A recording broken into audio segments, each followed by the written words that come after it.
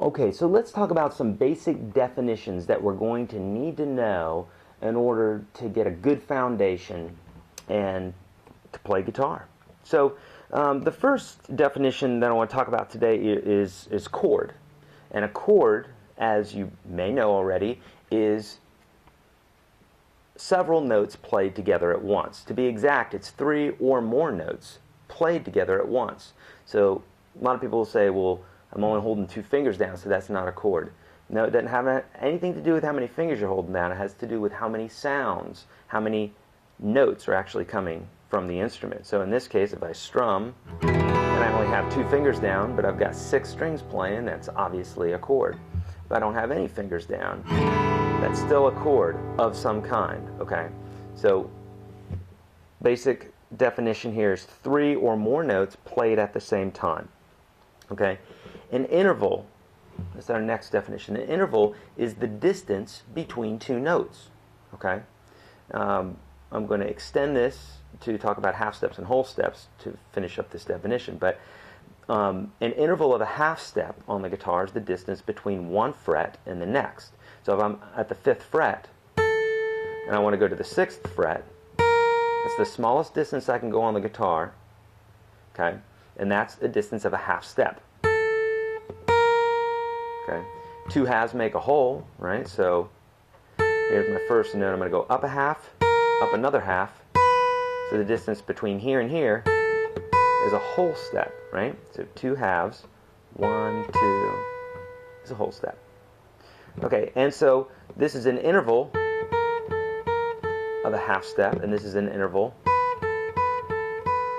of a whole step. Okay, so now we got chord, interval, half step, whole step, sharps and flats. Let's talk about that for a minute. So we can use sharps and flats as verbs and nouns. You can even, well, you can use it for other stuff too, like to sharpen something. But think about it like this. To sharpen a note, or a sharp note, is when it goes up, and a flat note is when it goes down. Think about like flattening a balloon, okay? So, for instance, if I'm at this note, which happens to be an A, if I want to play A sharp, I'm going to go up half a step, okay? Here's an A again. If I want to play A flat, I'm going to go underneath the note, okay? Now I can also sharpen a note, so we can use it like that as well. So if I'm here and someone says sharp that note, I can sharpen it like that, okay? And same thing with flatten it. If you've heard people use the term, flat, like, boy, that singer is singing very flat, then they're not quite hitting the note, they're just underneath it. Or if they're singing too sharp, then of course they're singing higher than that specific note. Okay, arpeggio, let's talk about that. So, real similar to a chord, except it's when we're breaking the notes up into individual notes. So, where a chord is when we're playing all the notes simultaneously, an arpeggio is when we were to break those notes up. So I could use finger picking or regular pick, but this would be an arpeggio. Okay, so a chord, an arpeggio. If you can hear the notes individually, that's what we're talking about as an arpeggio. Okay, let's see, what other things in arpeggio? Open string, how about that? So an open string is when we just hit the string open like that with no finger on it. Okay, we're going to be using that a lot later on. So if I have my finger on a string, it's no longer an open string. I have to have my finger off. And that's called an open string. And so when you hear people talk about open chords, we're talking about chords that have open strings in them. Okay, chords like E minor, D, C, G, those all have open strings. Okay, position playing, that's another thing that's really important that we need to talk about. And because we're going to use this a lot in lessons to follow this one. We're talking about position playing. What that simply means is a place on the neck where you're going to place your hand.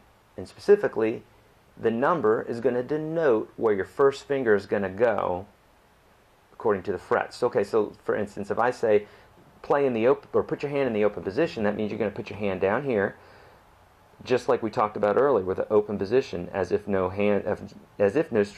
fingers are playing strings. I need to slow down. Okay, so this would be open position. This would also be known as first position because your first finger is right here near the first fret. Okay, so if I were to slide my first finger up to the third fret, and each finger would play its own fret accordingly or respectively, then now I'm playing in the third position. Okay, fifth position would be here, and my first finger is right behind the fifth fret. 1, 2, 3, 4, 5. So each finger would have its own little place to play. Okay, this is good for setting up a technique as far as like playing your scales and what have you, and being in the right place. Okay, and then of course if we want to come up to the 12th fret, that would be playing in the 12th position. So really important to know about position playing. We're going to be using that a lot in future lessons.